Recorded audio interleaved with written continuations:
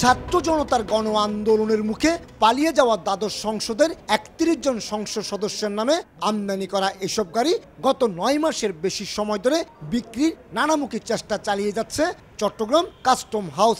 একটি গাড়ি নিয়ে উচ্চ আদালতে রিট মামলা থাকায় বাকি ৩০টি গাড়ি একবার নিলামও তোলা হয়েছিল।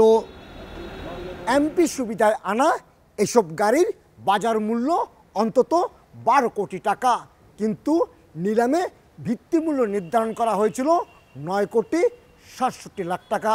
অবাক করা বিষয় হলো প্রথম নিলামে এসব গাড়ির দর হাঁকা হয়েছে মাত্র ১ থেকে ৫ লাখ টাকা।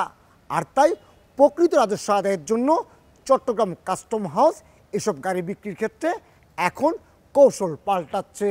এর মধ্যে ২১টি গাড়িতে নিলাম বিট হলো, ৯টি গাড়ি কিনতে আগ্রহী কেউ ছিল না। শুধুমাত্র একটি গাড়ি সর্বোচ্চ দরদাতা হিসেবে ৩ কোটি ১০ লাখ টাকা প্রস্তাব করলো। বাকি সবগুলি গাড়ির দর ছিল ১ লাখ থেকে ৩০ লাখ টাকার মধ্যে। আর তাই প্রথম নিলামের পর দ্বিতীয় নিলামও স্থগিত করা হয়। ৯ কোটি ৬৭ লাখ টাকার গাড়ি যদি ১ লাখ, ৫ লাখ, ২ লাখ, ৩০ লাখ টাকায় বিক্রি হয়, এখানে সরকারের রাজস্ব হানির একটা বড় সম্ভাবনা থাকে। এই জন্য পরবর্তীতে আমরা এটা নিলামে না তুলে আমরা জাতীয় রাজস্ব বোর্ডের কাছে মতামত চেয়েছি যে এই গাড়িগুলো নিয়ে আমরা কি করতে পারি। আমরা আশা করছি যে খুব শীঘ্রই মতামত আসলে আমরা এই গাড়িগুলো নিষ্পত্তির ব্যবস্থা করব। আইন অনুযায়ী দ্বিতীয় নিলামে প্রথম নিলামের চেয়ে দর বেশি উঠলে বিডারের বিপরীতে গাড়ি হস্তান্তর করতে বাধ্য চট্টগ্রাম কাস্টম হাউস। এক্ষেত্রে অন্তত ১৫০ কোটি টাকার বেশি সরকার রাজস্ব থেকে বঞ্চিত হওয়ার শঙ্কা সৃষ্টি হয়েছে। এই অবস্থায় রাজস্ব আদায়ে প্রকৃত মূল্য ঠিক রেখে গাড়ি বিক্রির উপায় খুঁজতে জাতীয় রাজস্ব বোর্ডের দ্বারস্থ হয়েছে চট্টগ্রাম কাস্টম হাউস। রাজস্ব বোর্ড বলেছে যে এটা যেটা ন্যূনতম একটা মূল্যতে যায় দ্বিতীয় নিলামে হলেও যেন আমাদের রিজার্ভ ভ্যালুর একটা ন্যূনতম শতাংশ, যেটা হতে পারে 30% বা 40% একটা মূল্য, এটা জাতীয় রাজস্ব বোর্ড নির্ধারণ করবে।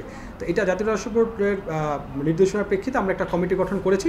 এদিকে বন্দর সহ বিভিন্ন সরকারি সংস্থাও এমপি কোটায় আমদানি করা এসব গাড়ি কিনতে আগ্রহী হয়ে উঠেছে।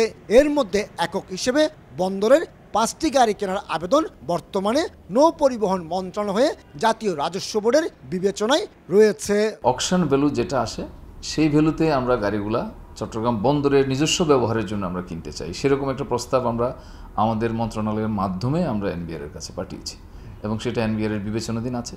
দ্বাদশ সংসদের সদস্যরা গত বছরের জুন জুলাই মাসে বিনা শুল্কে জাপান থেকে এসব গাড়ি আমদানি করেছিল, কিন্তু ৫ আগস্ট সরকার পতন হয়ে গেলে সেপ্টেম্বর অক্টোবর মাসে গাড়িগুলো দেশে এসে পৌঁছায়। আইনি জটিলতায় এসব গাড়ি ছাড় না হয় নিলামে বিক্রির জন্য কাস্টমসের কাছে বাই পেপার হস্তান্তর করে চট্টগ্রাম বন্দর কর্তৃপক্ষ। কমল দে, সময় সংবাদ, চট্টগ্রাম।